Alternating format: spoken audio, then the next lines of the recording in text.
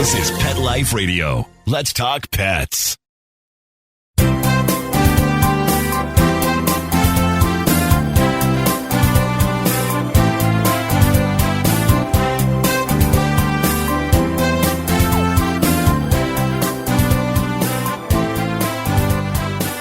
And we are live. We are live here on Pet Life Radio and Instagram Live. And I know just telling my followers that I started live video. And here we are, CC4, first one to join. Hello, hello, New York Yankee. Hello, hello. So anyway, hope everyone is doing well. Great weekend here. JB, hello. So as you know the story, here for you, here for your pets. Any questions you have, just throw them at me. Love to hear from you. And interestingly, I just came back from probably, from what I understand, the largest pet industry trade show in the world.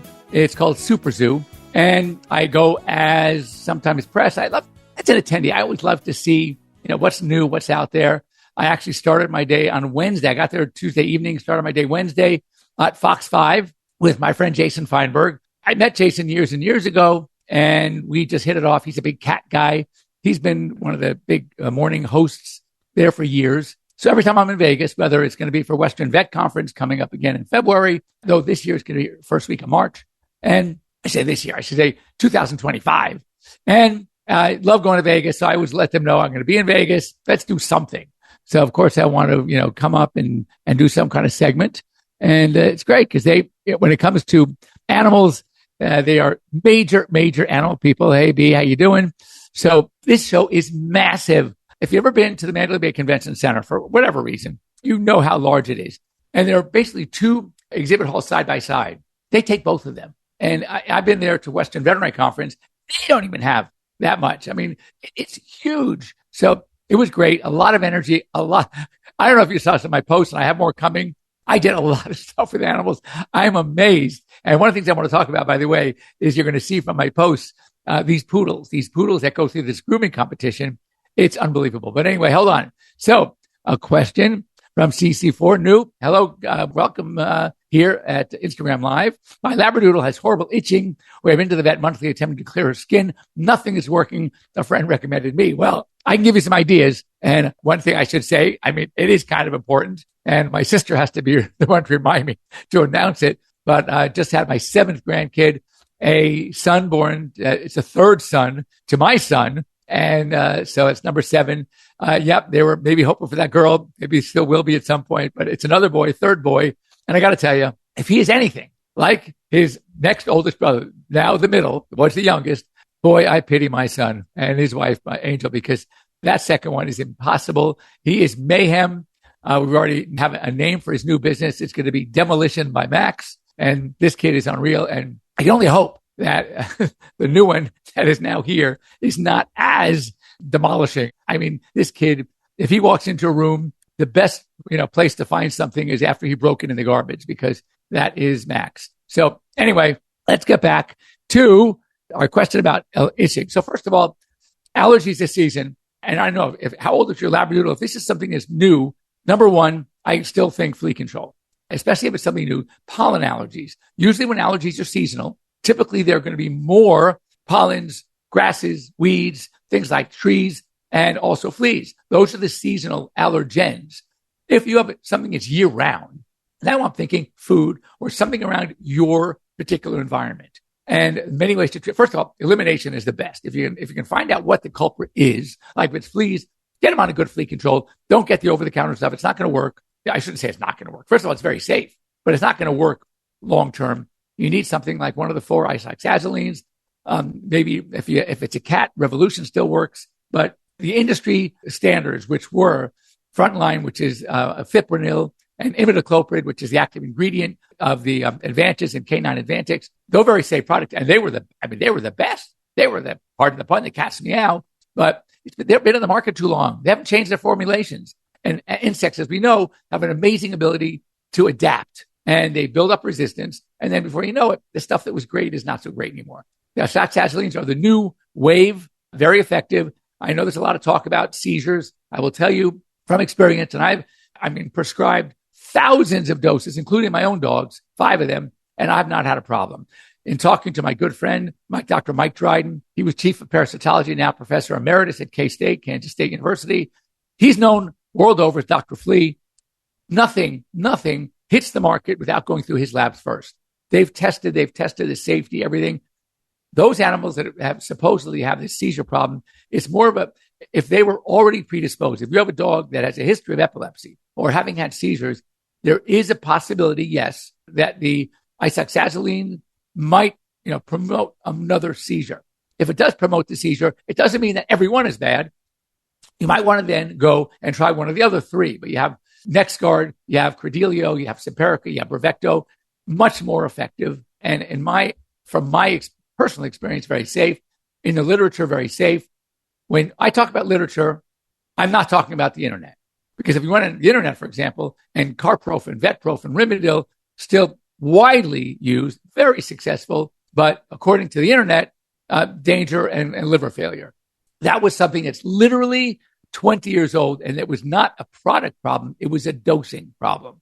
And it has been long remedied, and it's not a problem. So you have to take internet with a grain of salt. I mean, like I always say, the internet is full of information, but it's also full of a lot of misinformation. So don't be fooled by thinking that, I can't use the isoxazolines because of what the internet says. Yes, there are going to be cases, but you know what? I always say this. I'm sure you all watch TV. If you don't, you're lucky. But anyway, if you watch TV and you see these commercials and you see these beautiful scenes of this person with the arthritis or with the skin problems or, RMS and how fantastic the drug is. At the very end, that voice comes on and telling you, and you could die. Yet it's not scaring anybody away because those are very rare cases. And I mean, really rare, but according to the FDA, every untoward reaction to any medication has to be mentioned in the commercial, and they do. So yes, it doesn't mean that it's not going to happen. Okay, now, hello, Gila. Thank you, Beth. Annie. All right, let's see. Mad Max. There he goes. That's a good man. He's impossible. If you ever want something destroyed in your home, you want to throw it out, just call Max. All right, let me see some questions. I know, Grandpa Werbs, that's how I feel. All right, number 7. It's pretty amazing. All right, let's get some questions here. So anyway, let me talk about, for example, I mentioned, by the way, I did some great posts with corgis and their caviar and her skin. So let's go back to the skin thing. So if you're going to eliminate the source, then that's great. If you can't, then you need to treat. Number of ways of treating. If it's something that is really, really bad, then you can think about basically desensitizing. And that means sending some blood, either seeing a dermatologist for skin testing, or I do the blood test. And the blood test is still pretty good. And you get from the results, you make antigens and you start giving shots at home to build up the patient's own immunity. As far as treatment, a number of great treatments. The newest, obviously, are Cytopoint, also known as CADI, C-A-D-I, canine atopic dermatitis immunotherapy, and also the Apoquel, the oclacitinib. Now, they are very, very effective. They work a little bit differently, both made by the same company, Zoetis. I like the Cytopoint. I think it's a lot easier. It's once a month, or I've even gotten 6 to 8 weeks on some dogs. But one thing that's important to know is in dogs, and this doesn't work in cats, but in dogs, often by seeing where the lesions are on the body gives you some idea of what you're dealing with. For example, if it's lower back, base of the tail, a scab, sores, I'm looking for fleas. And I'll look, and I usually will find one. And if they're on good medication, most adult fleas spend the most of their life on the pet. That old adage of saying, well, if you one flea on the dog, is 40 fleas in the environment. In a way, that's correct because the eggs fall off, they hatch, they become young adults. Those young adults you might find in the carpet, the little babies, but they're looking for the host. They're looking for that dog. Once they take their first blood meal, something changes in their intestinal tract to where now they need that blood meal. And if they don't get it, they're dead in a day or two. So very important to know that. So if the lesions are on the abdomen, the groin, inside the thighs, now you're thinking of inhaled allergens. That's called atopy, atopic dermatitis. So then, yes, then you're worrying about seasonal allergy. Feet, you not used often means some sort of food allergy. Now, food allergies aren't as common as the others, but I'm just thinking more and more. I'm seeing more and more food allergies. And if they rub their face, if their ears, now ears can happen from atopy, inhaled allergies, but also food allergies. So there's a little overlap there with ears. But when they sit there and are attacking their feet, I think food. If you see them rubbing at their faces or walking like against furniture or a wall, rubbing their faces, I would think food allergy. Also, if they do that, and they only do that, think about the bowl they're eating in. They are allergic to some of the dyes and the plastics and the ceramics. So if you have that problem and it's really just rubbing their faces, you see redness around the muzzle, put them on a stainless steel bowl and wait it out and see if that improves. So if none of those things work, then you may have to think about seeing a dermatologist or at least having the allergy testing and go from there. It is a problem. Seasonality is a big key because it helps you eliminate a lot of things. So now during the spring and summer, when that's seasonal allergy, and if they have a food allergy, there's so many overlaps. I say, hang in there, try the treatments, wait it out. Now, if the Cytopoint and Apoquil no longer work, and sometimes they don't, oftentimes I'll go back to the good old steroid we used to use for years and years and years. Just make sure you use it properly. You don't overload them. Talk to your veterinarian. There are safe ways to do it. You want to do what's called a decreasing dose and get them on an alternate day or every 3-day schedule. That is safe. As I said, we've done it for years. So I'm not afraid of steroids, but I do prefer the Cytopoint or the Apoquil. All right. Now, as far as the caviar, I'm not familiar with that. I mean, first of all, most don't eat caviar. Now, if it comes to food, let's talk about that for a second. With food allergies, the 4 biggest culprits typically are poultry, beef, corn, and wheat. That doesn't mean they can't be allergic to other things too. So what I always recommend is starting with what's called a hypo or non-allergenic diet. Now, non-allergenic, you need to go to your veterinarian for some things that are under prescription. For example, ZD Ultra, very effective. Some of the HP, hydrolyzed protein diets can be effective. But also novel proteins or single antigen diets. And I mean novel proteins. You're looking for something that your dog has probably never been exposed to. Things like, it could be caviar, it could be one of them. But the fish, tilapia, cod, salmon, or duck, or bison, or rabbit, or venison, or kangaroo, or goat. There's so many new foods out there that only have one protein source and one either grain or vegetable source. So there are many things out there. Talk to your veterinarian.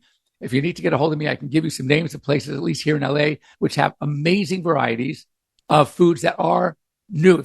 If it's brand new to the body, then chances are they have not had a chance to react to it yet. Not to say that they may not in 6 months, but at least it'll provide some relief now. Oh, you were there for one day. Well, I was there. I was there all day Wednesday, all day Thursday, and I got back Friday morning.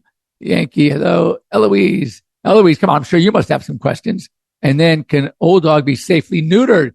Yes, absolutely. Age is not a disease. Not only is it safe, sometimes it's highly advised because you may not have seen the post. They may not have caught up yet, but I had a pyometra surgery. Pyometra is a uterine infection. This was called a closed pyo, meaning there was no place for that pus that's building up in the uterus to escape. And it was building up and building up and building up. And I tried to convince this pet parent to have the surgery done and was no. Finally, they let me at it and we did it. The dog is doing great. The white blood cell count with a high normal of usually 17.5 thousand was up to 55 or 56,000. A week later, because he still wouldn't let me do it, was 64,000. Finally got the okay. I'm telling you, I hope you can handle the video if you see it, but it is after we removed this uterus full of pus, you could see it, 7.85 pounds. That's almost 8 pounds that this poor dog was walking around with his humongous pus-laden uterus, and she wouldn't let me remove it. So we finally did. But so age is not a disease. I don't ever make a decision just based on age. Now, I may use age as a practicality discussion, but it would help me definitely modify my choice of anesthetic agents, induction agents, and gas. Yes, we don't ignore age, but my final decision is not going to be, well, everything is fitting in, but I'm not going to do it just because he's 15. Remember, I did surgery on my 15-year-old Labrador, and this dog lived to 16 and a half. If I would have used age, who's going to knock out? What idiot is going to anesthetize a 15-year-old dog? Well, Labrador, a large breed, no doubt. Well, that idiot was me because I said, look, his bloods came back great. His chest was clear. All the parameters were fine. And if I didn't do it, we'd be looking at euthanasia within a week because he had a very aggressive bleeding tumor. It ruptured. The dog is bleeding all over the place, was miserable.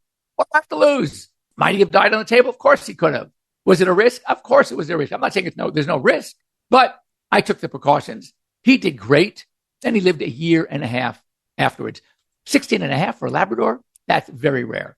So the answer is yes, not only safely, we should do it when it, of course it depends. If it was something cosmetic and it had a little wart or a little lipoma, no, I don't think I would do it either. But if it was something that was important, and if not doing it was more of a risk than doing it, then I'm taking the risk. So SuperZoo, any problem? Yeah, we're going to get to that second half of the show. Some really cool stuff.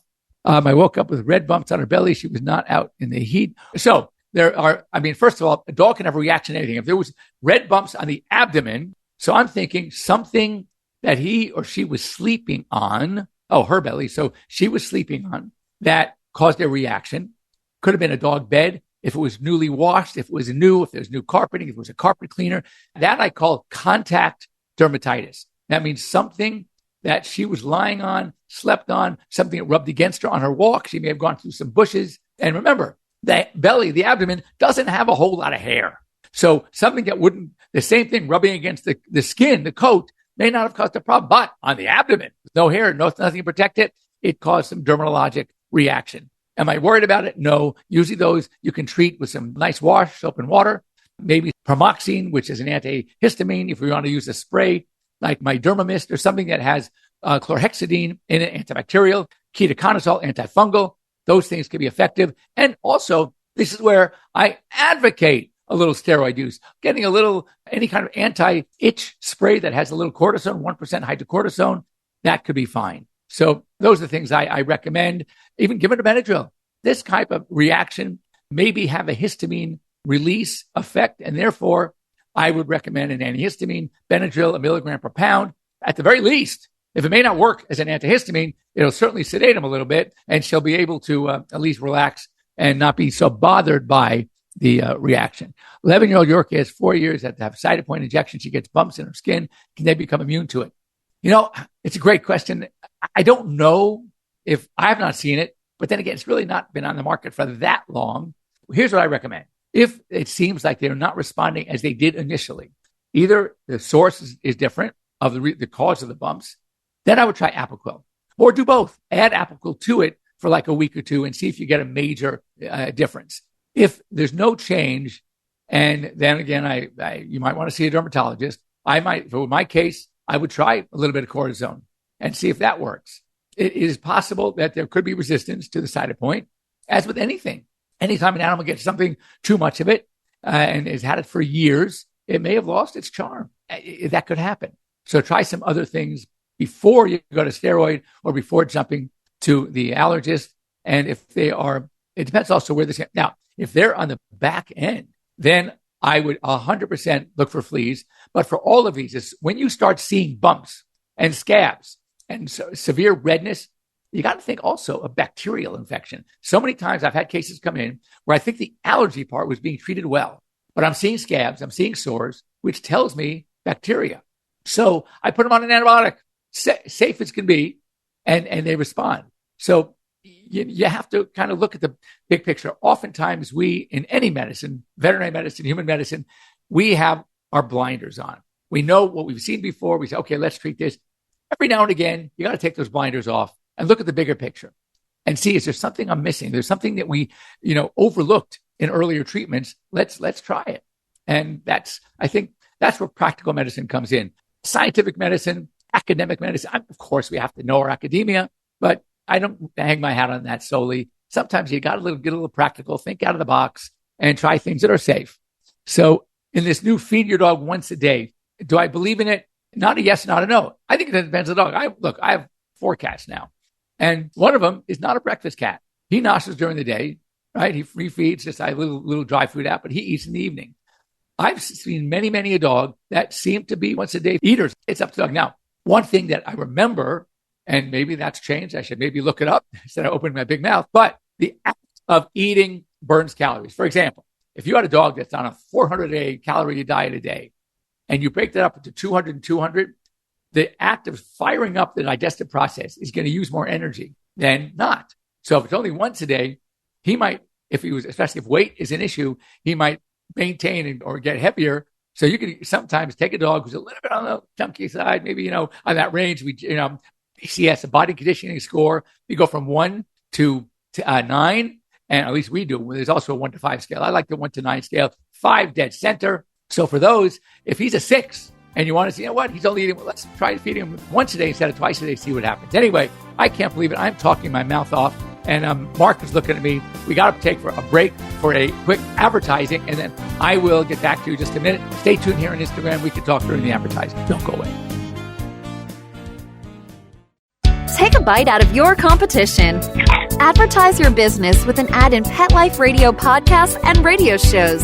There is no other pet-related media that is as large and reaches more pet parents and pet lovers than Pet Life Radio. With over 7 million monthly listeners, Pet Life Radio podcasts are available on all major podcast platforms. And our live radio stream goes out to over 250 million subscribers on iHeartRadio, Odyssey, TuneIn, and other streaming apps. For more information on how you can advertise on the #1 pet podcast and radio network, visit PetLifeRadio.com/advertise today.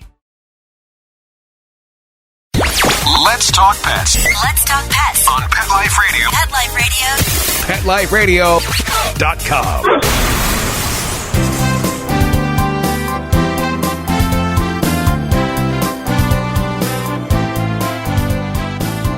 And the thumb is up, which means we're good to go. So during the break, here on Pet Life Radio, question came up, at what age do you need to do senior blood work? Again, I am practical. As a 20, 30, 40-year-old, I never went to a doctor. So am I going to go in for annual rechecks because I'm healthy as can be and I'm in my 30s or 40s? The answer is no. So no different for dogs. So for me, assuming health, no problem. We're not doing a dentistry where I'm going to do a little pre-anesthetic screen. I'm talking senior lab work. For me, large breed dogs, it's 7. Small breed dogs and cats, it's 8.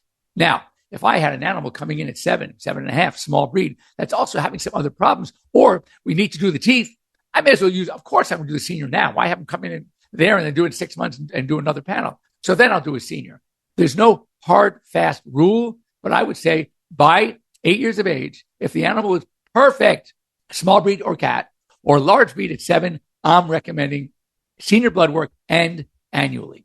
There are many things we pick up, many things that we want to adjust, whether it's diet, whether it's some sort of exercise, whether it's a supplement. It helps us see things before they become clinical. That's the beauty of doing these tests. Don't wait until there's a problem.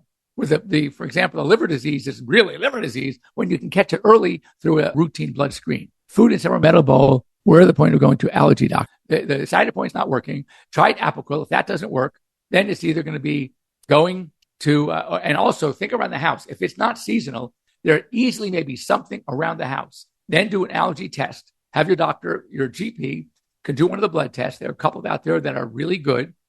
And if that doesn't work, or you choose to see a dermatologist at that point, but I got to tell you something.